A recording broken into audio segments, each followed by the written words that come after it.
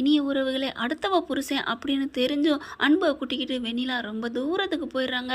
மலைகளுக்கு நடுவில் அழகா இயற்கை அப்படியே எழில் கொஞ்சம் அப்படி ஒரு அருமையான இடத்துக்கு கூட்டிகிட்டு போகிறாங்க.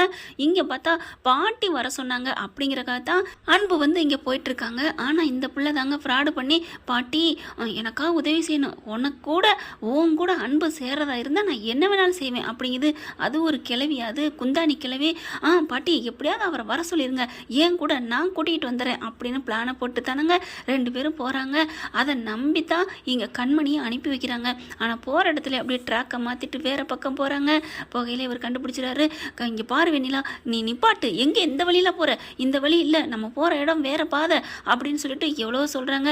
ஆனால் கேட்க மாட்டேங்கிறாங்களா. ஒரு கட்டத்துக்கு மேலே நிப்பாட்டிடுறாங்க.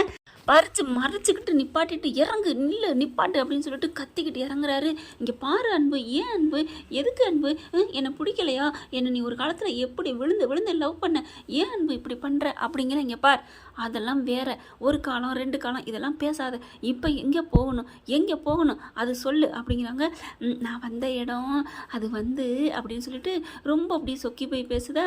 இங்கே பாருச்சி, நீ வந்து எங்கள் பாட்டி சொன்னாங்கிறக்காக நான் வந்தேன், ஆனால் இப்போ தான் எனக்கு புரியுது, இது பாட்டியும் நீயும் ஏதோ சேர்ந்து பண்ணுறீங்கன்ட்டு. புரியுதா, நீ என்ன பண்ணிட்டு இருக்க, இது எல்லாமே உன்னோட பிளான் எனக்கு நல்லா தெரியுது அப்படிங்கிறாங்களா. உடனே வெண்ணிலா வந்துட்டு, புரிஞ்சுக்கிட்டியா அன்பு, புரிஞ்சுக்கிட்டீங்களா, நான் உங்கள் மேலே எவ்வளோ உசுராக இருக்கேன், காதலாக இருக்கேன்னு இப்போ புரிஞ்சிருச்சா.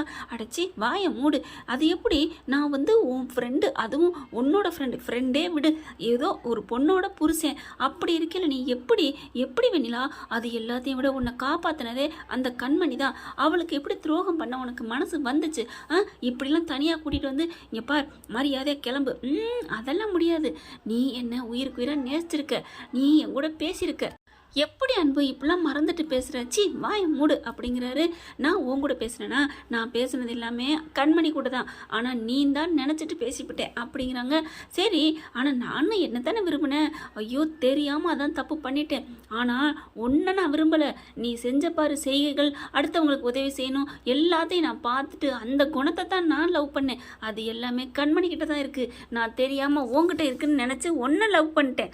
ஆனாலும் உங்ககிட்ட நான் என்னோட காதலை சொன்னேன், நீ என்னை தூக்கி போட்டு உதாசீனப்படுத்தின, அதில் நீ வேற ஒருத்தனை தானே லவ் பண்ண, என்னையவா லவ் பண்ண, இன்னைக்கு அவன் விட்டுட்டாங்கிறக்காண்டி என்கிட்ட வந்து நிற்கிற, எப்படி மனசாட்சி இல்லாமல் இவ்வளோ பெரிய பொய்யை பேசுகிற, என்ன நினச்சிட்டு இருக்க, இனிமேல் நான் ஒன்று விரும்புவேனா, கண்மணி என் மேலே உயிராக இருக்கா, அவள் எனக்காக என்ன வேணாலும் செய்வா, அவள் எப்பேற்பட்டவ தெரியுமா, அவகிட்ட பண வசதி இல்லை, ஆனால் பண்பு அன்பு பாசம் எல்லாமே இருக்குது, ஆனால் அவள் போய் எப்படி உங்ககிட்ட ஃப்ரெண்டானா அப்படின்னு தான் எனக்கே தெரியலை அப்படிங்கிறாங்க.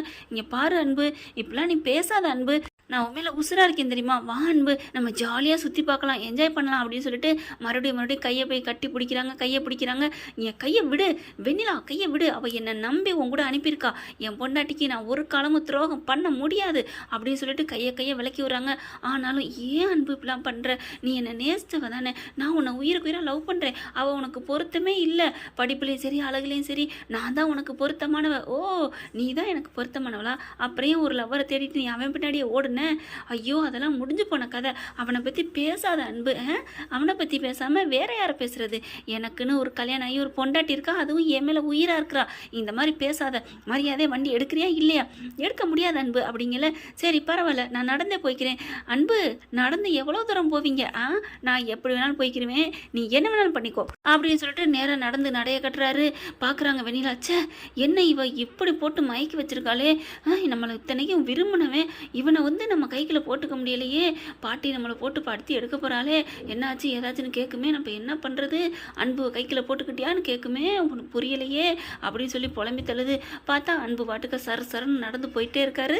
ஓகே ஃப்ரெண்ட், பார்க்கலாம் என்ன நடக்க போகுதுன்னு, இப்படி தான் போகலாம். இந்த பதிவு உங்களுக்கு பிடிச்சிருந்துச்சுன்னா உங்கள் பொண்ணான கையில் லைக்கை போட்டு சப்ஸ்கிரைப் பண்ணிடுங்க. Thank you friend.